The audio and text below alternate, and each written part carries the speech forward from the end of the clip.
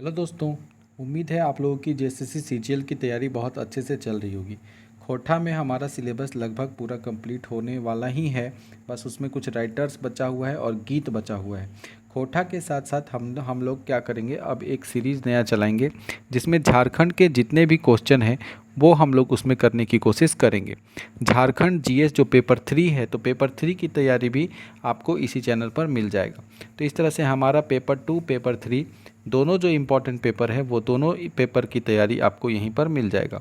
तो हम लोग अब अपनी जो आज की वीडियो है उसमें हम लोग देखेंगे कि जो मॉडल पेपर, जो मॉडल सेट जो मार्केट में मिल रहा है, तो हम क्या कोशिश करेंगे कि ज़्यादा से ज़्यादा मॉडल सेट परचेज करें, ख़रीदें और उसमें ज़्यादा से ज़्यादा सेट प्रैक्टिस करें और इससे हमारा तैयारी बहुत अच्छे से हो जाएगा।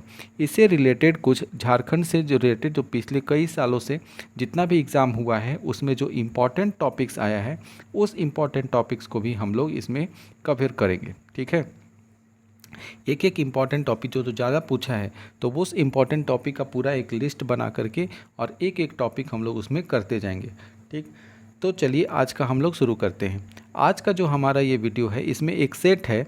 सेट में मैथ और रीजनिंग को छोड़ करके बाकी जितने भी क्वेश्चन हैं जीएस से रिलेटेड, वो जीएस के सारे क्वेश्चन इसमें है।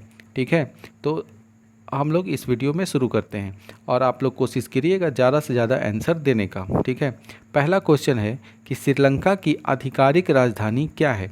आप देखिएगा कि हर क्वेश्चन में, प्रीवियस ईयर के क्वेश्चन में आधिकारिक राजधानी मतलब राजधानी जरूर पूछता है, देश और उसकी राजधानी जरूर पूछा गया है।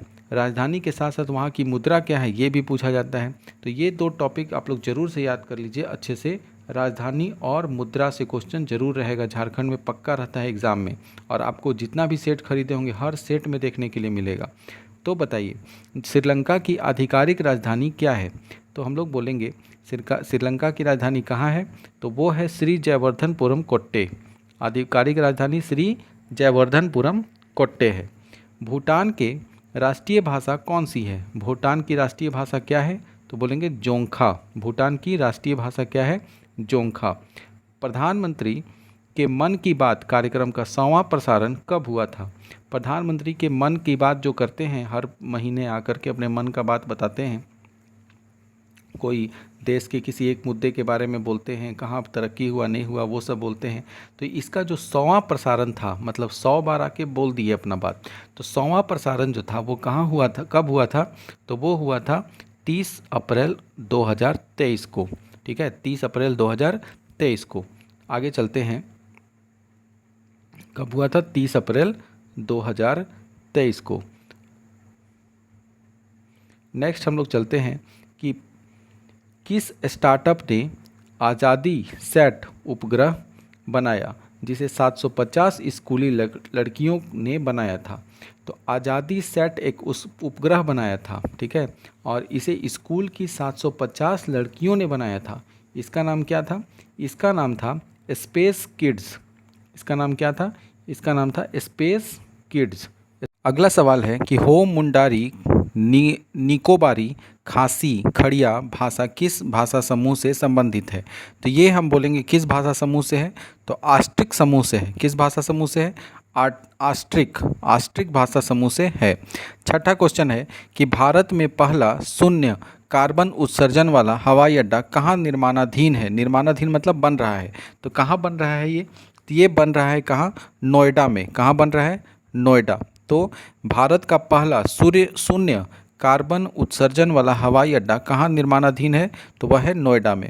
बुद्ध का अर्थ क्या होता है। अगला सवाल है छठा नंबर कि बुद्ध का अर्थ क्या होता है। बुद्ध का अर्थ क्या होता है, तो छठा क्वेश्चन है कि बुद्ध का अर्थ क्या होता है। तो हम लोग जानते हैं बुद्ध का अर्थ क्या होता है। बुद्ध का अर्थ होता है क्या, ज्ञान की प्राप्ति। बुद्ध का अर्थ क्या होता है, तो ज्ञान की प्राप्ति। ऑप्शन नंबर ए सही हो जाएगा। ठीक है, बुद्ध का अर्थ ज्ञान की प्राप्ति। फिर बोल रहा है कि निम्नलिखित में से कौन सुमेलित है, कौन सही सुमेलित है, सामने सामने कौन सही है। शमसे सिराज आफिफ, तारीफ ए फिरोज शाही, उसके बाद है जियाउद्दीन बर्नी, तारीफ ए मुहम्मदी, अमीर खुसरो, तबाकत ए नासिरी, और फिर है इब्न बतूता, फतवा ए जहादरी। तो इसमें सही कौन है? तो इसमें सही है ऑप्शन नंबर ए, जो कि है शमसे सिराज आफिफ तारिफ ए फिरोज शाही। ठीक है। शिवाजी महाराज के शासनकाल में मंत्रिपरिषद को किस नाम से जाना जाता था? हम लोग जानते हैं कि शिवाजी महाराज के शासनकाल में जो 8 लोग थे उनको किस नाम से जाना जाता था? 8 जो मेन लोग होते थे उनका किस नाम से जाना जाता था? तो वो किस नाम से जानते थे? अष्टप्रधान। 8 जो प्रधान लोग थे उसको अष्टप्रधान नाम से जाना जाता था शिवाजी के शासनकाल में। फिर बोला निम्न में से कौन सा उपन्यास भारत के स्वतंत्रता सेनानियों के लिए एक प्रेरणा का स्रोत बना? कौन सा स्वतंत्रता संग्राम जो हो रहा था आज़ादी की लड़ाई में, स्वतंत्रता सेनानी जो थे उनके लिए एक प्रेरणा का स्रोत था? तो ये कौन सा था? परीक्षा गुरु, आनंद मठ, रंगभूमि, पद्मराग। इनमें से कौन है? तो इसमें हम लोग बोलेंगे कि जो आनंद मठ था किसके द्वारा लिखा गया है? बंकिम चंद्र चटर्जी के द्वारा। और इसी में हमारा वंदे मातरम भी है, वंदे मातरम इसी पुस्तक से लिया गया है। तो यही जो है स्वतंत्रता संग्राम के समय स्वतंत्रता सेनानियों के लिए एक प्रेरणा का स्रोत था। फिर अगला सवाल है कि भारतीय राष्ट्रीय कांग्रेस के प्रथम मुसलमान अध्यक्ष कौन थे? भारतीय राष्ट्रीय कांग्रेस से जरूर एक क्वेश्चन पूछेगा, कांग्रेस के अधिवेशन से एक क्वेश्चन जरूर पूछता है।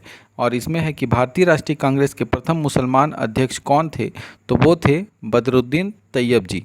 पहले कौन थे मुसलमान? बदरुद्दीन तैयब जी। ठीक है। अगर भारतीय राष्ट्रीय कांग्रेस की स्थापना कौन किए थे? A.O. ह्यूम। भारतीय राष्ट्रीय के पहले मुसलमान अध्यक्ष कौन थे? तो बदरुद्दीन तैयब जी। ठीक है। और फिर है भारतीय राष्ट्रीय कांग्रेस का पहला अधिवेशन कहाँ हुआ था? तो बोलेंगे कलकत्ता में, सॉरी बम्बई में। कहाँ हुआ था? बम्बई में। भारतीय राष्ट्रीय कांग्रेस का पहला अधिवेशन कहाँ हुआ था? बम्बई में। फिर है सागा दावा प्रसिद्ध बौद्ध त्योहार में से एक है, यह निम्नलिखित में से किस राज्य में है? सागा दावा किस राज्य में है? सिक्किम में कि ओडिशा में कि झारखंड में या केरल में? तो हम लोग बोलेंगे यह जो है वो सिक्किम में है। कहाँ है? सिक्किम में। सागा दावा प्रसिद्ध बौद्ध त्योहारों में से एक है और यह किस राज्य में है? तो यह है सिक्किम में। ठीक है। आगे चलते हैं हम लोग कि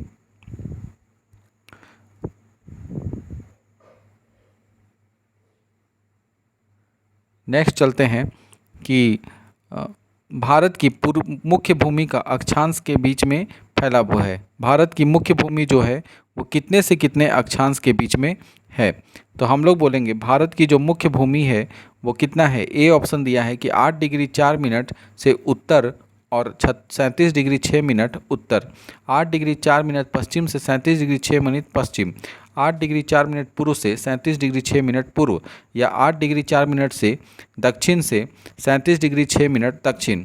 तो हम लोग बोलेंगे कि ये कहाँ तक फैला हुआ है?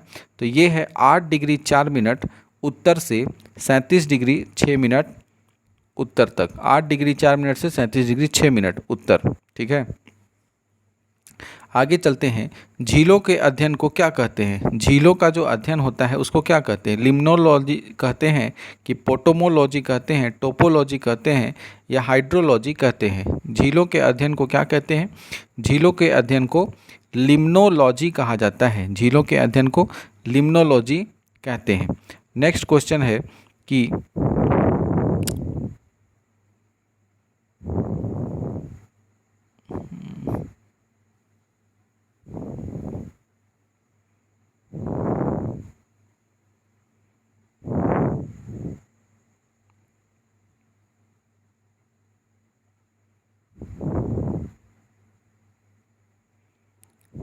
नेक्स्ट क्वेश्चन है कि निम्न में से किस नदी का स्रोत भारत से बाहर है? किस नदी का स्रोत भारत से बाहर है? मतलब भारत से वो नहीं निकल रहा है, बाहर से आकर के भारत में बह रहा है। तो कौन सी नदी है?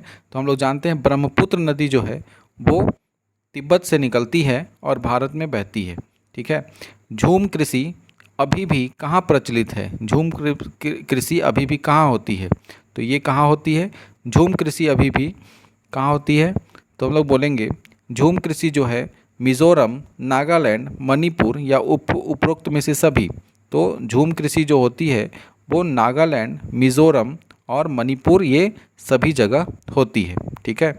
आगे चलते हैं कि विश्व के सबसे बड़े यूरेनियम भंडार में से 17 नंबर क्वेश्चन है विश्व के सबसे बड़े यूरेनियम भंडार में से एक माना जाने वाला तुमलपल्ले निम्नलिखित में से किस राज्य में स्थित है? तुमलपल्ले किस राज्य में है? तो आप बताइए, तेलंगाना में है कि कर्नाटक में, तमिलनाडु या आंध्र प्रदेश? यूरेनियम भंडार जो है विश्व में सबसे बड़ा माने जाने वाला यूरेनियम भंडार है तुमलपल्ले। वह किस राज्य में है? तो वह है आंध्र प्रदेश में। कहाँ है? आंध्र प्रदेश। तुमलपल्ले यूरेनियम भंडार जो है विश्व का सबसे बड़ा भंडार है और वह कहाँ है? आंध्र प्रदेश में। तुमलपल्ले कहाँ है? आंध्र प्रदेश में है। बोला कि क्योटो प्रोटोकॉल किस वर्ष प्रभावी हुआ था? 18 नंबर क्वेश्चन देखिए कि क्योटो प्रोटोकॉल किस वर्ष प्रभावी हुआ था? तो क्योटो प्रोटोकॉल किस वर्ष हुआ था? तो वह हुआ था, क्योटो प्रोटोकॉल बताइए, 2005 की, 1997, 2000 या 2002 में? तो क्योटो प्रोटोकॉल जो है वो हम लोग जानते हैं कि 2005 में हुआ था। क्योटो प्रोटोकॉल कब हुआ था? 2005 में। क्योटो प्रोटोकॉल 2005 में हुआ था। आगे चलते हैं कि भारत में योजनाबद्ध अर्थव्यवस्था किस पद्धति पर आधारित है? भारत में जो योजनाबद्ध अर्थव्यवस्था है वह किस पद्धति पर है? तो हम लोग जानते हैं भारत की अर्थव्यवस्था जो है वो कैसी है? मिश्रित अर्थव्यवस्था है। लेकिन यहाँ पे बोल रहा है कि योजनाबद्ध अर्थव्यवस्था जो है वो कैसी है? तो समाजवादी व्यवस्था है। कैसी व्यवस्था है? तो ये है समाजवादी व्यवस्था। भारत की योजनाबद्ध अर्थव्यवस्था जो है वो समाजवादी अर्थव्यवस्था है। विशेष आर्थिक क्षेत्र SEZ की अवधारणा सबसे पहले शुरू की गई थी कहाँ? तो विशेष आर्थिक क्षेत्र की अवधारणा सबसे पहले भारत में शुरू की गई थी। विशेष आर्थिक क्षेत्र की अवधारणा सबसे पहले भारत में शुरू की गई थी। अगले सवाल की तरफ चलते हैं। 21वां नंबर सवाल देखिए कि विदेश में घरेलू वस्तुएं विक्रय दाम से कम दाम पर बेचने को क्या कहते हैं? अगर विदेश में कोई घरेलू वस्तु जो है विक्रय दाम से कम दाम पे बेच रहे हैं तो उसको क्या कहते हैं? उसको कहते हैं पाटना या डंपिंग। पाटना या डंपिंग कहा जाता है। 22 क्वेश्चन देखिए, देश में कौन से 3 वर्षों की अवधि को योजना अवकाश कहा जाता है? जो पंचवर्षीय योजना जो है योजना आयोग के द्वारा जो निकाली जाती है, तो पंचवर्षीय योजना 1951 से स्टार्ट हो रहा है। ठीक है, तो ये योजना जो है पंचवर्षीय योजना, ये बहुत इंपॉर्टेंट है हमारे लिए। पंचवर्षीय योजना में से एक सवाल जरूर रहेगा। तो उसी तरह इसमें पूछा है कि पंचवर्षीय योजना में से किस साल को हम लोग योजना अवकाश के रूप में जानते हैं? तो योजना अवकाश जो है 1966 से 69, इस वर्ष क्या हुआ था? लड़ाई है, उसे योजना अवकाश के रूप में जाना जाता है। ठीक है, तो योजना अवकाश के रूप में 66 से 69 तक की लड़ाई को योजना अवकाश कहते हैं। ये जो गैप है 3 साल का, 66 से 69, उसे योजना अवकाश कहते हैं। भारत के संविधान के ऊपर सबसे अधिक प्रभाव निम्नलिखित में से किसको माना जाता है? US के संविधान का, सोवियत रूस के संविधान का, ब्रिटिश संविधान का, भारत सरकार अधिनियम 1935। देखिए, अगर बोलने में कोई वर्ड मिस्टेक हो जा रहा होगा तो उसके लिए हम माफ़ी चाहते हैं। ठीक है, कि बोलते बोलते हो सकता है कि कोई मुंह से कुछ दूसरा वर्ड निकल जा रहा होगा, तो ऐसा नहीं है कि गलत है। ठीक है, उसमें हम बोलना चाह रहे हैं लेकिन वो बीच बीच में कुछ गलत निकल जा रहा है, तो सुधार के तो बोल ही दे रहे हैं, तो आप समझिएगा। भारत के संविधान के ऊपर सबसे अधिक प्रभाव निम्नलिखित में से किसको माना जाता है? तो ये माना जाता है कि हमारे संविधान जो है उस पर सबसे ज़्यादा प्रभाव जो पड़ा है वो किसका पड़ा है? तो भारत शासक अधिनियम 1935। भारत सरकार अधिनियम 1935 का प्रभाव सबसे ज़्यादा है। भारत के संविधान के निम्नलिखित अनुच्छेद में कौन सा अनुच्छेद धार्मिक स्वतंत्रता के अधिकार की गारंटी देता है? धार्मिक स्वतंत्रता के अधिकार की गारंटी कौन देता है? तो इसमें बोलेंगे उन अनुच्छेद 19 से 22, 23 से 24, 25 से 28 या 14 से 18। तो धार्मिक स्वतंत्रता का जो है अधिकार की गारंटी देने वाला वो है 25 से 28। कौन है? तो 25 से 28। धार्मिक स्वतंत्रता के अधिकार की गारंटी कौन देता है? 25 से 28 देता है। भारत के राष्ट्रपति को स्वेच्छा निर्णय अधिकार यानी कि विवेकाधिकार के अंतर्गत क्या प्राप्त है? भारत के राष्ट्रपति को स्वेच्छा निर्णय अधिकार के अंतर्गत क्या प्राप्त है? तो हम लोग बोलेंगे क्या प्राप्त है? तो प्रधानमंत्री की नियुक्ति कर सकता है। भारत की राष्ट्रपति क्या कर सकता है? स्वेच्छा निर्णय मतलब अपने मन से निर्णय लेकर के प्रधानमंत्री की नियुक्ति कर सकता है। बाकी जो वित्तीय आपातकाल है उसमें भी संसद का लेना पड़ता है सलाह। राष्ट्रपति शासन लागू करने के लिए भी प्रधानमंत्री से सलाह लेना पड़ता है। मुख्यमंत्री चुनाव आयुक्त की नियुक्ति करने के लिए भी सलाह लेना पड़ता है। तो इस तरह से प्रधानमंत्री की नियुक्ति वो अपने अधिकार से कर सकता है। फिर बोल रहा है अगला सवाल 26 नंबर है कि भारतीय संविधान के किस संशोधन अधिनियम द्वारा पंचायती राज व्यवस्था को संवैधानिक दर्जा दिया गया। तो पंचायती राज व्यवस्था को संवैधानिक दर्जा जो दिया गया वह था 73वां संविधान संशोधन। कौन सा था? तो पंचायती राज व्यवस्था को 73वें संविधान संशोधन के द्वारा क्या दिया गया? 73वां संविधान संशोधन के द्वारा संवैधानिक दर्जा प्रदान किया गया। किसको? पंचायती राज को। बोला फियरलेस गवर्नेंस नामक पुस्तक के लेखक कौन है? फियरलेस, देखिए फियरलेस महिला कौन है? तो किरण बेदी। तो किरण बेदी ने ही ये पुस्तक लिखा है। देखते हैं जब भाषण देती है या कुछ बोलती है मीडिया के सामने तो बेधड़क बोलती है बिना डरे। तो फियरलेस गवर्नेंस पुस्तक जो है वो किरण बेदी ने, और ये पहली आईपीएस महिला भी है। कौन? किरण बेदी। रोजर फेडरर का संबंध किस खेल से है? रोजर फेडरर किस खेल को खेलते हैं? तो रोजर फेडरर हम लोग जानते हैं कि लॉन टेनिस से संबंधित है। ठीक है, रोजर फेडरर लॉन टेनिस से संबंधित है। अगला सवाल चलते हैं कि भारत के सामुदायिक विकास कार्यक्रम की शुरुआत कब हुई? भारत के सामुदायिक विकास कार्यक्रम की शुरुआत कब हुई? तो 15 अगस्त 1951। कब हुआ?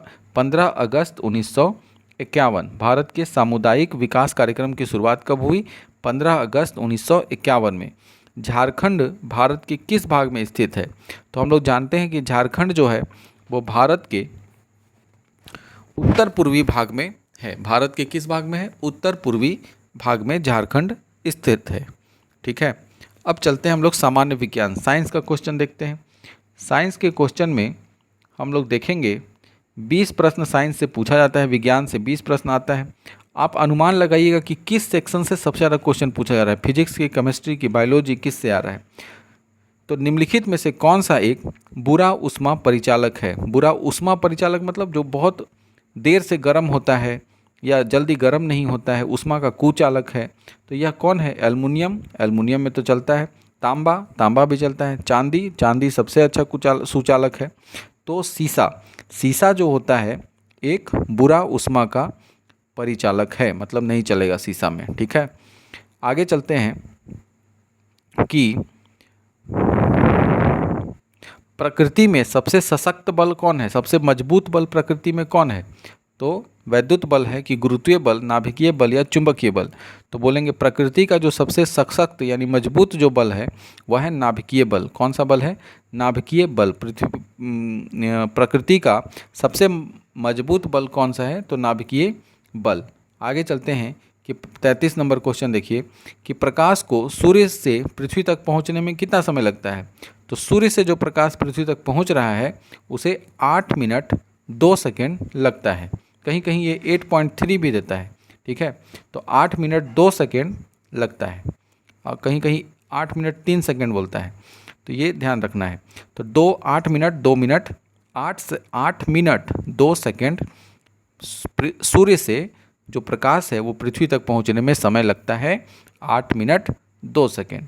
अगला है 34 नंबर, पराश्रव्य तरंग की आवृत्ति होती है विशिष्ट रूप से। पराश्रव्य तरंग, अब यहाँ ध्यान देने का बात है कि अगर पराश्रव्य तरंग बोलेगा तो वो 20,000 हर्ट्ज से ऊपर के तरंगों को कहते हैं पराश्रव्य। 20,000 हर्ट्ज, लेकिन यहाँ ऑप्शन में हर्ट्ज नहीं है, यहाँ किलो हर्ट्ज दे दिया है। तो 1 किलो हर्ट्ज में 1000 हर्ट्ज होता है, तो 20,000 के जगह 20 हर्ट्ज हो जाएगा। तो 20 किलो हर्ट्ज से ऊपर की तरंगों को पराश्रव्य आवृत्ति की तरंगे कहते हैं। किसको कहते हैं? 20 किलो हर्ट्ज से ऊपर। ठीक है, 20 किलो हर्ट्ज से ऊपर वाले को हम लोग क्या कहते हैं? पराश्रव्य। और एक होता है अवश्रव्य। अवश्रव्य उसे कहते हैं जो 20 हर्ट्ज से नीचे होता है। 20 हर्ट्ज से नीचे को हम लोग नहीं सुन सकते हैं।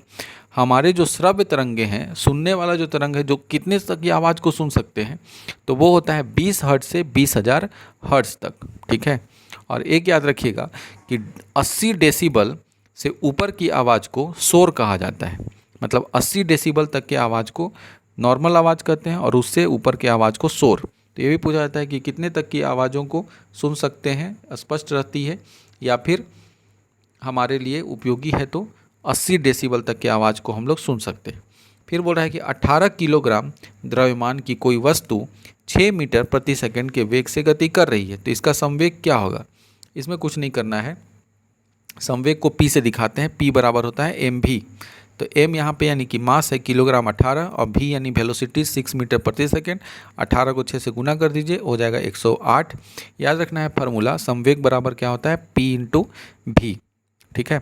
मानव शरीर के प्रतिरोध लगभग कितना होता है। 36 नंबर सवाल देखिए, मानव शरीर का प्रतिरोध शुष्क दशा में, जब शरीर सूखा हुआ रहे, पानी नहीं रहे, गीला नहीं रहे, उस समय क्या होता है, मानव शरीर में जो प्रतिरोध है वो कितना होता है, तो 10 का पावर 3 ओम। कितना रहता है, 10 का पावर 3 ओम। ठीक है, मानव शरीर में का प्रतिरोध कितना है सूखा अवस्था में, 10 का पावर 3 ओम है। जल विद्युत पावर स्टेशन में ऊर्जा का परम स्रोत क्या है। जल विद्युत पावर स्टेशन में ऊर्जा का परम स्रोत, मतलब जल विद्युत जो है power station, hydro power station जो होता है, जहाँ बिजली बनाया जाता है, वहाँ पे ऊर्जा का स्रोत क्या है, सौर ऊर्जा, जल की विभव ऊर्जा, जल की गतिज ऊर्जा, या जल के वैद्युत रासायनिक ऊर्जा। तो हम लोग जानते हैं कि जल विद्युत जो पावर स्टेशन होता है, वहाँ बहते हुए जल से ऊर्जा उत्पन्न किया जाता है। तो इसके लिए गतिज ऊर्जा होना चाहिए, गति करते हुए रहना चाहिए। तो जल की गतिज ऊर्जा से पावर स्टेशन में ऊर्जा लिया जाता है। ठीक है, आगे चलते हैं हम लोग नेक्स्ट, कि किसी तत्व के परमाणु का क्रमांक 17 है। किसी तत्व के परमाणु का क्रमांक यानी कि परमाणु संख्या कितना है, 17, और द्रव्यमान संख्या है 36। परमाणु संख्या 17, द्रव्यमान संख्या 36, तो न्यूट्रॉनों की संख्या क्या होगा। तो देखिए, न्यूट्रॉन की संख्या अगर बोलेगा तो द्रव्यमान संख्या में से परमाणु संख्या को घटा देते हैं। तो 36 में से 17 गया, कितना बचा, 19। तो इसका आंसर हो गया 19। ठीक है, तो 19 हो जाएगा 38 का ऑप्शन नंबर बी। ठीक, आगे चलते हैं हम लोग। क्या करना है न्यूट्रॉन की संख्या निकालने के लिए, द्रव्यमान संख्या में से परमाणु संख्या को सब्ट्रैक्ट कर देना है। स्वर्ण की शुद्धता कैरेट में व्यक्त की जाती है। स्वर्ण का शुद्धतम रूप होता है कितना। स्वर्ण की शुद्धता कैरेट में व्यक्त की जाती है, और स्वर्ण का शुद्धतम रूप क्या होता है, स्वर्ण का शुद्धतम रूप होता है क्या, 24 कैरेट। क्या होता है, 24 कैरेट। स्वर्ण का शुद्धतम रूप कितना होता है, 24 कैरेट स्वर्ण मतलब सोना। 24 कैरेट सोना को हम लोग खरा सोना कहते हैं, 24 कैरेट शुद्ध है कहते हैं ना। तो ये हो गया 24 कैरेट का सोना को हम एक ही चीज़ को 2 बार 3 बार इसलिए बोल रहे हैं ताकि हम लोग के दिमाग में ये अच्छे से बैठ जाए। ऐसे पढ़ते रहने से क्या होगा, इससे अच्छा है कि हम लोग जो कर रहे हैं जितना क्वेश्चन, वो सारा क्वेश्चन क्या हो जाए, याद हो जाए एक सेट का। अब हम लोग चलते हैं आगे, कि उत्कृष्ट धातु को घोलने के लिए निम्नलिखित में से एक का प्रयोग किया जाता है। उत्कृष्ट धातु को घोलने के लिए किसका प्रयोग करते हैं, नाइट्रिक एसिड का, या फिर उत्कृष्ट धातु को घोलने के लिए नाइट्रिक एसिड का, हाइड्रोक्लोरिक एसिड का, सल्फ्यूरिक एसिड का, एक्वा रेजिया का, किसका प्रयोग करते हैं। तो हम लोग बोलेंगे उत्कृष्ट धातु को घोलने के लिए एक्वा रेजिया का प्रयोग किया जाता है। सोना ऊना जो धातु रहता है उसको देखिएगा साफ करने के लिए एक्वा रेजिया का प्रयोग करता है। एक्वा रेजिया होता क्या है, एक्वा रेजिया जो है वो क्या होता है, उसमें 2 तरह के एसिड का मिश्रण होता है। ठीक है, एक्वा रेजिया में 2 तरह के एसिड का मिश्रण होता है। कौन कौन, तो 3 भाग HCl होता है और 1 भाग HNO3 होता है। HCl मतलब हाइड्रोक्लोरिक एसिड हो गया, तो हाइड्रोक्लोरिक अम्ल होता है 3 भाग, और नाइट्रिक अम्ल यानी कि HNO3 जो है वो 1 भाग होता है।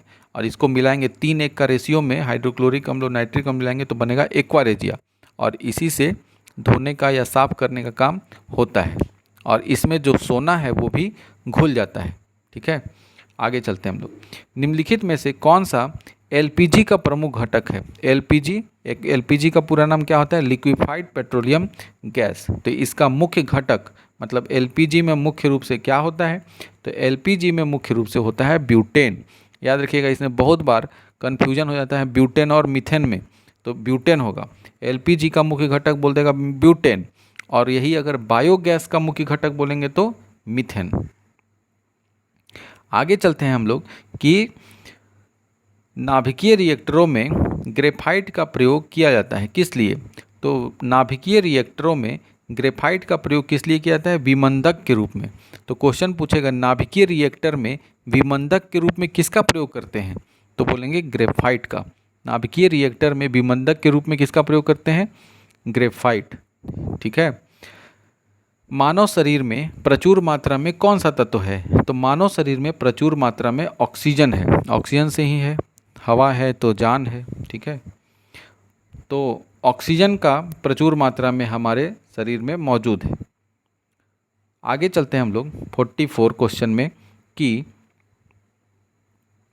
एक खिलाड़ी या एथलीट को निम्नलिखित में से किससे शीघ्र और अधिक मात्रा में ऊर्जा मिल सकती है? इसमें से क्या चीज़ को पोषक तत्व के रूप में वो लेगा, क्या खाएगा कि उसको ज़्यादा से ज़्यादा ऊर्जा मिलेगा? तो प्रोटीन, कार्बोहाइड्रेट, वसा या विटामिन? तो हम लोग जानते हैं कार्बोहाइड्रेट जो होता है वो ऊर्जा देता है। ठीक है।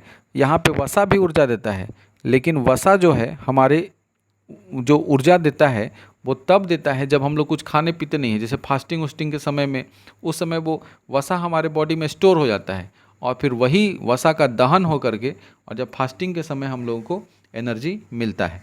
लेकिन कार्बोहाइड्रेट जो है वो हमारे शरीर में ऊर्जा देने का काम करता है। ठीक है। तो यहाँ पे है कार्बोहाइड्रेट। आगे चलते हैं, जैसे कि ग्लूकोन डी पीते हैं हम लोग, ग्लूकोज। तो ग्लूकोन डी तुरंत शक्तिदायक कोई नहीं ऐसा ग्लूकोन डी जैसा। तो उसमें क्या रहता है? ग्लूकोज है क्या? कार्बोहाइड्रेट ही तो टूट करके फिर ग्लूकोज बनता है। आगे चलते हैं, निम्नलिखित में से कौन सा सही मेल है? सही मेल इसमें कौन है? तो किरीट आघात, एथेरोस्क्लेरोसिस, हाइपरटेंशन या हाइपोटेंशन? तो किरीट आघात जो है वो संवहन तंत्र विस्तार है। एथेरोस्क्लेरोसिस धमनियों व अवरुद्ध हो जाना, धमनियों का अवरुद्ध मतलब धमनी जो है हमारे सिरा और धमनी हमारे शरीर में है वो रुक जाना। हाइपरटेंशन न्यून रक्तचाप मतलब कम जो है लो ब्लड प्रेशर, उसको हाइपरटेंशन कहते हैं। और फिर हाइपोटेंशन मतलब दिल का दौरा पड़ना। तो इसमें सही मेल का कौन है बताइए? तो इसमें जो सही मेल है वह है एथेरोस्क्लेरोसिस। इसका मतलब होता है धमनियों का अवरुद्ध हो जाना। तो क्या हो जाएगा? एथेरोस्क्लेरोसिस, इसका मतलब धमनियों का अवरुद्ध हो जाना। हाइपरटेंशन मतलब होता है हाई ब्लड प्रेशर। ठीक है। आगे चलते हैं कि निम्नलिखित में से किस कोशिका से इंसुलिन का रिसाव होता है? तो हम लोग जानते हैं कि इंसुलिन जो है वो हमारे शरीर में जो ब्लड है, खून में शर्करा की मात्रा यानी कि शुगर की मात्रा, मिठास की मात्रा को कम करता है। ठीक है। शुगर की मात्रा को कम करता है और इसी इंसुलिन का स्राव जब नहीं होता है या कम होता है तो मधुमेह रोग हो जाता है। इंसुलिन के स्राव नहीं होने से मधुमेह यानी कि डायबिटीज़ का बीमारी हो जाता है। और इंसुलिन का स्राव होता कहाँ से? तो अग्नाशय यानी कि पेनक्रियाज से होता है। ठीक है। और पेनक्रियाज में होता कहाँ से है? तो बीटा कोशिकाओं के द्वारा। कौन सी कोशिका? इंसुलिन का स्राव बीटा कोशिकाओं के द्वारा होता है। ठीक है। निम्न 3 आर बचपन से हम लोग पढ़े हैं कि जितना भी बेकार चीज़ है उसका हम लोगों को इस्तेमाल करना चाहिए। ठीक है। और इस्तेमाल नहीं कर रहे हैं तो फिर उसका प्रयोग, ऐसा चीज़ जो पर्यावरण में अपघटित नहीं हो रहा है, गलता नहीं है, उसका प्रयोग हमें कम से कम करना चाहिए। तो सरकार ने उसके लिए RRR 3 आर का एक फार्मूला दिया। उसका मतलब क्या होता है? उसका मतलब होता है रिड्यूस, रीयूज और तीसरा क्या है? रिसाइकल। रिड्यूस, रीयूज और रिसाइकल। रिड्यूस मतलब कि कम उपयोग करें, जबकि जान रहे हैं कि वो गलेगा नहीं, अपघटित नहीं होगा, तो उसका उपयोग कम करेंगे। जैसे प्लास्टिक या प्लास्टिक से बने हुए जितने भी सामान है उसका उपयोग कम करना चाहिए। फिर है रीयूज का मतलब होता है कि पुनः उपयोग करें, बार बार प्रयोग में लाइए। और तीसरा है रिसाइकल मतलब पुनः चक्रित करें। ठीक है। अगला चलते हैं हम लोग 48 क्वेश्चन में कि निम्न में से कौन सा कीट मनुष्यों के निद्रालु व्याधि फैलाता है? मतलब कि अगर ये कीट काट लेगा तो हमें ज़्यादा से ज़्यादा क्या होगा? नींद आएगा। तो ऐसा कौन सा है? तो ऐसा है सीसी मक्खी। कौन सा है?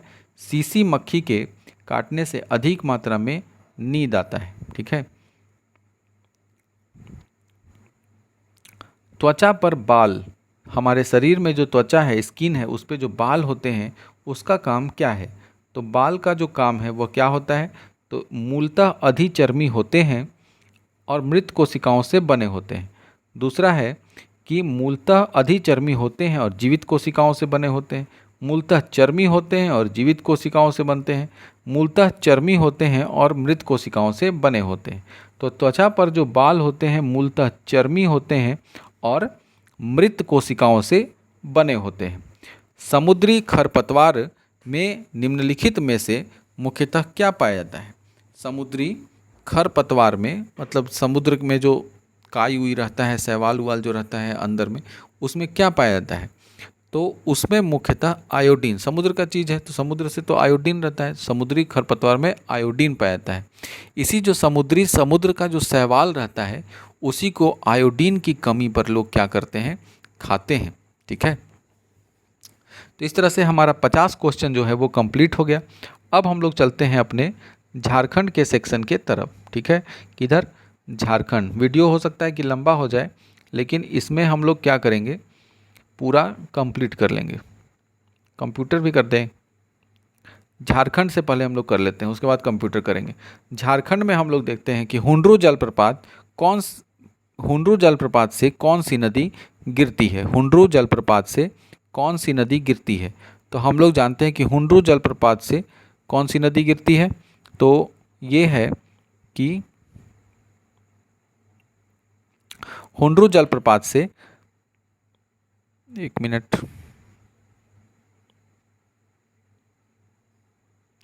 स्वर्ण रेखा नदी गिरती है। ये तो हम लोग जानते हैं कि हुंड्रू जलप्रपात किस नदी पर है? स्वर्ण रेखा नदी पर है। हुंड्रू जलप्रपात स्वर्ण रेखा नदी पर है। आगे चलते हैं। बोकारो स्टील प्लांट की स्थापना कब हुई थी? बोकारो स्टील प्लांट की स्थापना 1964 में हुई थी। बोकारो स्टील प्लांट की स्थापना 1964 में। बोकारो स्टील प्लांट जो है वो रसिया के सहयोग से, रूस के सहयोग से बनाया गया है। ठीक है, और इसकी स्थापना 1964 में हुई। अगला सवाल है कि झारखंड में निम्न में से कौन सा संरक्षित स्थान सबसे बड़ा है? कौन सा संरक्षित स्थान सबसे बड़ा है? पलामू, लवालोंग, पारसनाथ या पालकोट? तो इसमें पलामू जो है वो सबसे बड़ा संरक्षित स्थान है। ठीक है, कौन सा स्थान है? पलामू। आगे चलते हैं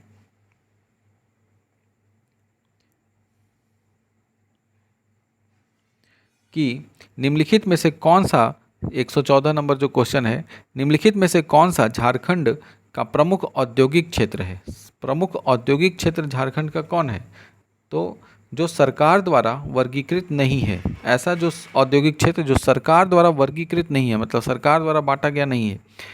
आयडा, आयडा का मतलब हो गया आदित्यपुर औद्योगिक क्षेत्र विकास प्राधिकरण। बायडा, बायडा का मतलब हो गया Bokaro industrial area development authority Bokaro.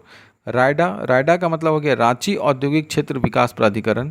और जायडा का मतलब हो गया जमशेदपुर औद्योगिक क्षेत्र विकास प्राधिकरण। तो इसमें कौन सा है जो कि सरकार द्वारा वर्गीकृत नहीं है? तो इसका बोलेंगे जायडा। जायडा नहीं है, सरकार द्वारा वर्गीकृत नहीं है। यानी कि रायडा, बायडा और आयडा ये तीनों क्या है? सरकार द्वारा वर्गीकृत है। आगे चलते हैं 115 नंबर। झारखंड में निम्नलिखित जिलों में कौन सा लौह अयस्क भंडार में समृद्ध स्रोत है? हम लोग जानते हैं झारखंड में लौह अयस्क जो है वो चिरिया नामक स्थान से निकाला जाता है। ठीक है, और ये चिरिया है कहाँ? तो यह है पश्चिमी सिंहभूम में। यानी कि 115 का ऑप्शन हो जाएगा डी। क्या हो जाएगा? 115 का पश्चिमी सिंहभूम। पश्चिमी सिंहभूम में किस जगह? चिरिया। आगे चलते हैं। हजारीबाग में आमतौर पर किस प्रकार की मिट्टी पाई जाती है? हजारीबाग में किस प्रकार की मिट्टी पाई जाती है? कछार की मिट्टी, काली मिट्टी, लेटराइट मिट्टी या फिर रेतीली मिट्टी? तो हजारीबाग, धनबाद ये सब जो एरिया है इधर रेतीली मिट्टी पाई जाती है। कैसी मिट्टी? रेतीली। तो हजारीबाग क्षेत्र में रेतीली मिट्टी पाई जाती है। ठीक है, रेतीली मिट्टी। आगे चलते हैं कि निम्नलिखित में से सरायकेला रियासत का आखिरी शासक कौन था? सरायकेला रियासत का आखिरी शासक किसको कहते हैं? तो ये हो जाएगा एच राजा आदित्य प्रताप सिंह देव। आदित्य, सरायकेला रियासत का आखिरी शासक कौन था? तो यह था राजा आदित्य प्रताप सिंह देव। टाना भगत आंदोलन से जुड़े नेता का नाम क्या है? कौन से नेता जो है वो टाना भगत आंदोलन से जुड़े हुए हैं? जतरा भगत, भगीरथ मांझी, बुद्धू भगत या रघुनाथ मांझी? तो टाना भगत आंदोलन से जुड़ा हुआ कौन थे? वो थे हमारे जतरा भगत। टाना भगत आंदोलन से जतरा भगत जुड़े हुए थे। 31-32 में कोल आंदोलन शुरू किया गया था। किसके द्वारा? कोल आंदोलन, सिमोन उरांव, बुद्धू भगत, भगीरथ मांझी या बिरसा मुंडा? तो किसके द्वारा? तो बुद्धू भगत ने 31-32 में कोल आंदोलन शुरू किया था। कोल आंदोलन कौन शुरू किया था? बुद्धू भगत ने शुरू किया। आगे है, छोटा नागपुर उन्नति समाज की स्थापना में हुई थी। छोटा नागपुर उन्नति समाज की स्थापना कब हुई थी? तो ये हुआ था 1900 कब? छोटा नागपुर उन्नति समाज का स्थापना 1915 में। और ये कौन किए थे? बहुत सारे थे, पॉल दयाल, ठेबले उरांव, ये सब मिलकर के किए थे। ठीक है, आगे चलते हैं 121 में। निम्नलिखित में से कौन झारखंड के स्वतंत्रता सेनानी नहीं थे? इसमें से झारखंड के स्वतंत्रता सेनानी कौन नहीं है? धनंजय महतो, ये तो है। बिरसा मुंडा, धरती आबा है हमारे, सबसे बड़ा है ये। फिर है कानू मुर्मू, कानू मुर्मू भी है। लेकिन बिस्माल खां जो है वो झारखंड के स्वतंत्रता सेनानी से रिलेटेड नहीं है। ठीक है, आगे चलते हैं 122 नंबर में। तो 122 में कह रहा है कि 28 अगस्त 1942 को ब्रिटिश पुलिस द्वारा गोली से उड़ा दी गई बिरजी। किसको गोली मार दिया था ब्रिटिश पुलिस? बिरजी को। तो संथाल परगना के किस नेता की पत्नी थी वो? तो बिरजी जो थी वो किसकी पत्नी थी? वो थी बिरजी। कब गोली मारा गया? 28 अगस्त 1942 पर। कब मारा गया? 28 अगस्त 1942। और ये किसकी थी? तो बिरजी जो थी वो हरिहर मिर्धा की पत्नी थी। किसकी पत्नी थी? हरिहर मिर्धा की पत्नी। हरिहर मिर्धा की पत्नी थी। आगे चलते हैं, जामताड़ा के किस नेता ने रक्त आंसू और अन्य विज्ञापनों के माध्यम से स्वतंत्रता आंदोलन को जीवित रखा? किसने स्वतंत्रता आंदोलन को रक्त आंसू और बाकी विज्ञापनों से जीवित रखा? तो कौन थे? तो हम लोग बोलेंगे कि ये जो थे वो नरसिंह राय थे। कौन थे? नरसिंह राय। जामताड़ा के किस नेता ने, नरसिंह राय कहाँ के नेता थे? जामताड़ा के, रक्त आंसू और अन्य विज्ञापनों के माध्यम से स्वतंत्रता आंदोलन को जीवित रखा? नरसिंह राय ने। आगे चलते हैं 124 क्वेश्चन में है कि निम्नलिखित में से किस आंदोलन ने लोगों के भूमि मालिकों पर भूमि कर नहीं देने के लिए कहा गया था? कौन सा आंदोलन था जिसमें आके वो बोल दिए सबको कि अब से कोई कर उड़ नहीं देगा, अंग्रेज को भूमि कर नहीं देना है, हम ही लोग के जमीन और हमनी से पैसा ऐठतो ना देबो, अब चाहे जे हो जाए, मार खैबो तो खैबो, ना तो ना। कौन बोला ये बात? तो ये बोलने वाले थे, किस आंदोलन में ये हुआ था? खरवार आंदोलन। ठीक है, किस आंदोलन में? खरवार आंदोलन, भगीरथ मांझी उसके में कहा था। शिकार के लिए तैयारी करने का कार्य किस नृत्य रूप में दर्शाया जाता है? किस नृत्य रूप में दर्शाया जाता है? तो हूटा। शिकार के लिए तैयारी करने का कार्य किस नृत्य में दर्शाता है? तो हूटा नृत्य है, उसमें शिकार के लिए तैयारी करने का दृश्य को दिखाया जाता है। विश्व प्रसिद्ध छऊ नृत्य का गढ़ है कहाँ? छऊ नृत्य का जो गढ़ है वह है सरायकेला खरसावां में। ठीक है, विश्व प्रसिद्ध, विश्व में इसका मंचन किए थे। और ये कहाँ से है? तो सरायकेला खरसावां गढ़ है इसका छऊ नृत्य का। उसके बाद आगे चलते हैं कि झारखंड में धोकरा निम्नलिखित में से किस शिल्प कला से संबंधित है? धोकरा ध से ही याद रखना है कि धातु से है। धोकरा किससे है? धातु से। तो झारखंड में धोकरा नृत्य जो शिल्प कला जो है वो धातु से संबंधित है। आगे चलते हैं कि झारखंड के कुल मान्य अनुसूचित जनजातियां कितनी हैं? मतलब मान्य है, माना गया है। ठीक है, तो वो कितना है? तो कुल मिला के 32 है जनजातियाँ, जिसमें 8 जो है वो आदिम जनजातियाँ हैं। नाम याद है 8 का? याद नहीं है तो बैठ के बोलिए का है सो। आगे चलते हैं, संथाल जनजाति में कितने प्रकार के विवाह प्रचलित हैं? संथाल जनजाति में कुल कितने प्रकार के विवाह प्रचलित हैं? तो कुल संथाल जनजाति जो है उनमें कुल 8 विवाह प्रचलित है, 8 प्रकार के विवाह प्रचलित है। ठीक है, जिसमें सबसे प्रसिद्ध जो है वो है कौन? सबसे प्रसिद्ध जो विवाह है किरिंग बापला, उसको कहते हैं संथाल जनजाति की सबसे प्रचलित विवाह किरिंग बापला है। तो इस प्रकार के 8 विवाह होते हैं। निम्न में से किस जनजाति के 4 गांव की पंचायत को चट्टी, 5 गांव की पंचायत को पचौरा और 7 गांव की पंचायत को सतौरा कहते हैं? किसमें? तो ये होता है खरवार में। ठीक है, खरवार में। और खरवार आंदोलन के समय ही क्या हुआ था कि भूमि जो कर देने से मना कर दिया गया था। ठीक है, तो किस आंदोलन में 4 गांव के पंचायत को चट्टी कहते हैं, 5 गांव का अगर पंचायत हो तो उसको कहेंगे पचौरा और 7 करके सतौरा। ठीक है, तो किस में बोलते हैं ये सब? खरवार में। फिर बोल रहा है आगे कि निम्न में से किस नृत्य को नीर सुसंको कहा जाता है? किस नृत्य को नीर सुसंको भी कहा जाता है? तो जदुर नृत्य जो है उसको नीर सुसंको भी कहा जाता है। क्या कहते हैं जदुर नृत्य को? नीर सुसंको। ठीक है, नीर सुसंको नृत्य भी कहा जाता है। किसको? जदुर नृत्य को। अभी तक चैनल सब्सक्राइब नहीं किए हैं तो कर दीजिए। अब तो खोटा से बाहर हम लोग निकल गए हैं, खोटा के साथ साथ हम लोग पेपर 3 का तैयारी भी कर रहे हैं। तो अगर वीडियो पसंद आए तो वीडियो को लाइक कर दीजिए, सब्सक्राइब कर दीजिए और शेयर कर दीजिए, ताकि ज़्यादा से ज़्यादा झारखंड वाले लोग भी सेट लगा सकें। और हम तो कह रहे हैं कि मेरे साथ साथ आप भी क्या करते जाइए, सेट मारते जाइए। चलिए आगे चलते हैं। 32, नटुआ किस प्रकार का नृत्य है? तो नटुआ हम लोग जानते हैं कि एक पुरुष प्रधान नृत्य है। मेरे चैनल पर ज़्यादा क्या होता है, फालतू बात नहीं होता है, टॉपिक से टॉपिक चलते हैं, जो दिया हुआ है बस उसी को। मेन तो हम लोग को एग्ज़ाम निकालने से मतलब है। ठीक है, एग्ज़ाम ओरिएंटेड जितना चीज़ है वो पढ़िए, बाकी फालतू चीज़ मत पढ़िए। नटुआ किस प्रकार का नृत्य है? आप ये भी जान लीजिए कि ये झारखंड के लोग हैं, झारखंड का क्वेश्चन सेट करेगा, तो आप उनका भी लेवल समझ जाइए। ठीक है, कि झारखंड में देख लीजिए कि किस प्रकार का क्वेश्चन पूछा जाता है और उसी के अनुसार अपना तैयारी कीजिए। तो नटुआ किस प्रकार का नृत्य है? नटुआ एक पुरुष प्रधान नृत्य है। ठीक है, नीर सुसंको किसको कहते हैं? जदुर नृत्य को नीर सुसंको कहा जाता है। आगे चलते हैं कि जट जटिन तथा भकुली बांका लोक नाट्य का आयोजन किस माह में किया जाता है? जट जटिन और भकुली बांका का आयोजन कब होता है?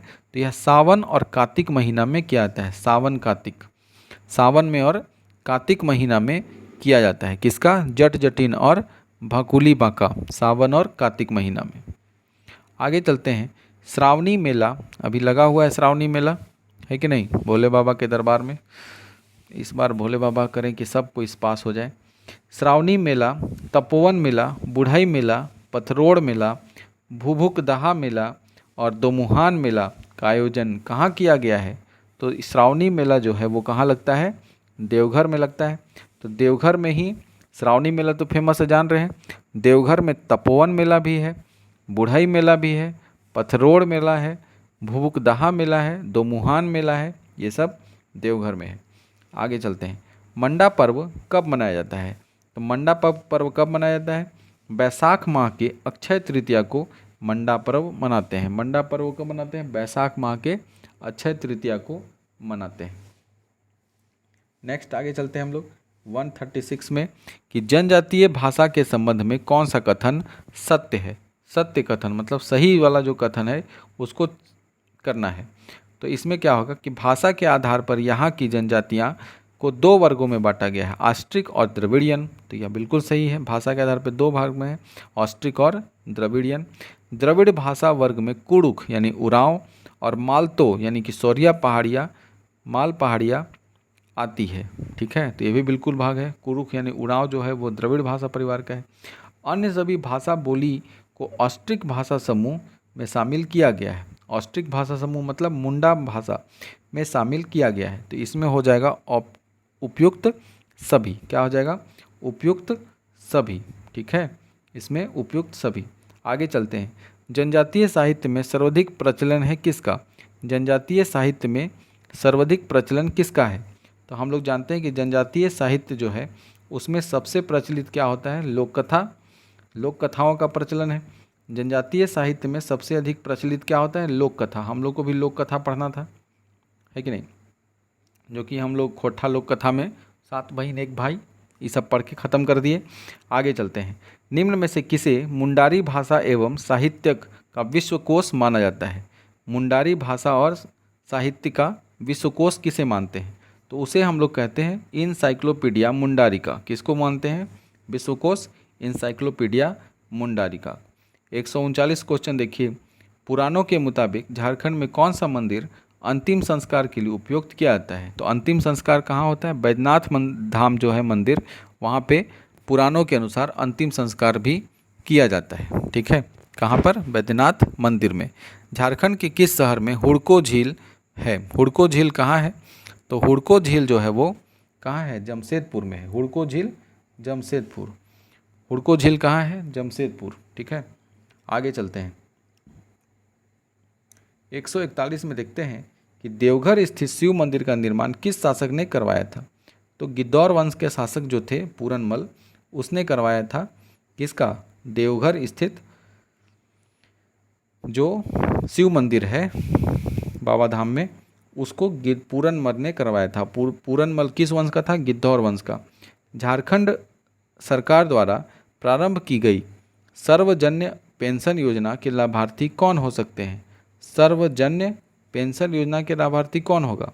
60 वर्ष या उससे अधिक वर्ष के वृद्ध, 18 वर्ष या उसके अधिक वर्ष की निराश्रित महिला, 5 वर्ष या उससे अधिक उम्र के दिव्यांग तथा HIV एड्स पीड़ित लोग। तो इसमें बोलेंगे उपयुक्त सभी लोगों को मिल सकता है। 60 साल से अधिक का आदमी जो है उसको भी मिलेगा पेंशन। 60 साल हो जाने के बाद पेंशन मिलता है। उसके बाद 18 वर्ष या उससे अधिक उम्र के निराश्रित महिला, मतलब जो विधवा महिला लोग हैं, 18 वर्ष की है या उससे अधिक उम्र की विधवा है, उसको भी मिलता है विधवा पेंशन।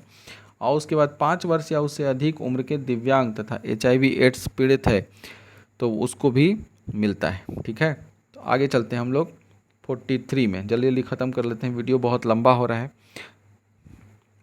तो दीनदयाल स्वावलंबन योजना के तहत झारखंड के किस जिले को पायलट जिला के रूप में चुना गया है? तो पायलट जिला के रूप में किसको चुना गया है? खूंटी। ज़्यादा बकैती नहीं कर रहे हैं, फिर भी वीडियो लंबा हो जा रहा है। तो खूंटी जो है जिला, वो इसे हम लोग पायलट जिला के रूप में चुना गया है। और किस योजना के तहत? दीनदयाल स्वावलंबन योजना। ठीक है, सोना सोबरन योजना के संबंध में कौन सा कथन सत्य है? सोना सोबरन योजना के संबंध में कौन सा कथन सत्य है? तो इसमें क्या बोलेंगे? उपयुक्त सभी। कौन है? उपयुक्त सभी। तो कौन कौन?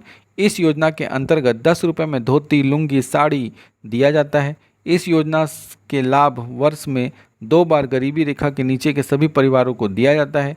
इस योजना को सुचारू रूप से चलाने के लिए 200 करोड़ रुपए की व्यवस्था की गई है। कितना करोड़? 200 करोड़ रुपए की व्यवस्था की गई है। ठीक है, आगे चलते हैं हम लोग। तो 145 क्वेश्चन में है, उस स्टेडियम का नाम बताएं जो house of Jharkhand cricket team है। House of Jharkhand cricket team है, तो वह है कौन? JSCA cricket international stadium. JSCA international stadium कहाँ है? तो यह है रांची में। जहाँ पे पहला मैच जो खेला गया था वो किसके बीच था? तो यहाँ जो पहला मैच खेला गया था वो भारत और इंग्लैंड के बीच था, है कि नहीं? 2013 में। उसके बाद आगे चलते हैं कि मुंडा विद्रोह का दूसरा अग्रणी नेता कौन था? अच्छा, एक क्वेश्चन छूट गया। 146, भारतीय स्वतंत्रता संग्राम के पहले विद्रोही शहीद कौन थे? तो यह थे हमारे तिलका मांझी। कौन थे? तिलका मांझी। कौन थे?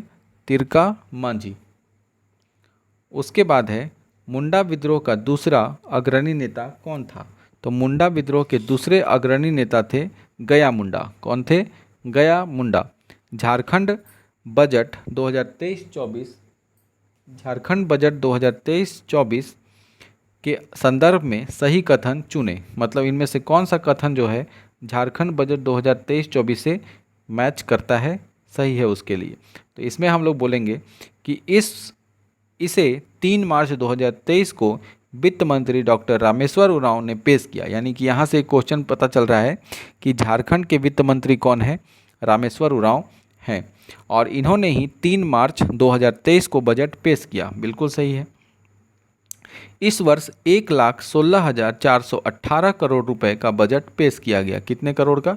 1,16,418 करोड़ रुपए का बजट पेश किया गया। फिर है सी नंबर कि झारखंड सरकार द्वारा इस बजट को हमीन कर बजट, इस साल का जो बजट था 23-24 का, वो उसको नाम क्या दिया गया था? हमीन कर बजट नाम दिया गया था। ठीक है। झारखंड के किस जनजातीय नेता के जन्म दिवस को जनजातीय गौरव दिवस के रूप में मनाया जाता है? तो जनजातीय गौरव दिवस के रूप में बिरसा मुंडा के जो जन्मदिन है उसको हम लोग अब जनजातीय गौरव दिवस के रूप में भी मनाएंगे 15 नवंबर को। ठीक है। तो 15 नवंबर अब किस रूप में मनाया जाएगा? जनजातीय गौरव दिवस। उस दिन बिरसा मुंडा का जन्म हुआ था। आगे चलते हैं कि JSLPS द्वारा कौन सा आदिवासी ज्वेलरी ब्रांड लॉन्च किया गया है? तो आदिवासी ब्रांड लॉन्च कौन सा किया गया है? तो आप बोलेंगे आदिवा। कौन सा लॉन्च किया गया है? आदिवा जो है उसे लॉन्च किया गया है। ठीक है। तो इस तरह से झारखंड का हमारा ये क्वेश्चन 40 ठो है वो कंप्लीट हो गया। तो आज हम लोग कितना क्वेश्चन किए? 40 क्वेश्चन इधर किए, 30 क्वेश्चन हम लोग GS में किए, 20 क्वेश्चन हम लोग किए साइंस में। तो इस तरह से 40 और 30 70 80 90 क्वेश्चन किए। ठीक है। कंप्यूटर का 20 क्वेश्चन है वो छूट गया, क्योंकि वो बनाएंगे तो और वीडियो लंबा हो जाएगा। कंप्यूटर का एक अलग से वीडियो ही चलेगा, पूरा कंप्यूटर हम लोग पढ़ेंगे, लूसेंट कंप्यूटर से कंप्लीट करेंगे। ठीक है। तो इस तरह से हमारा पेपर 3 भी कंप्लीट होते जाएगा सेट के अनुसार, और कोई इंपॉर्टेंट टॉपिक जो है वो भी हम लोग डिस्कस करते रहेंगे। और उसके बाद फिर हम लोग हमारा पेपर 2 जो है वो तो कंप्लीट हो ही रहा है लगभग, उसमें 70% हो गया है। वो खाली गीत का किसी तरह से कंप्लीट कर देना है। ठीक है। तो आपको वीडियो कैसा लगा? ये सीरीज़ जो चल रहा है सेट में, इसमें क्या चाहिए और नहीं चाहिए वो भी बताइएगा। और चैनल को नए हैं तो सब्सक्राइब कर दीजिएगा, केवल देखिएगा मत, सब्सक्राइब कर दीजिएगा। ठीक है। धन्यवाद। क्योंकि आप जानते ही हैं हर वीडियो में बोलते हैं लाल बत्ती चाहिए तो चैनल के लाल बटन को भी दबा दीजिए। चलिए, धन्यवाद।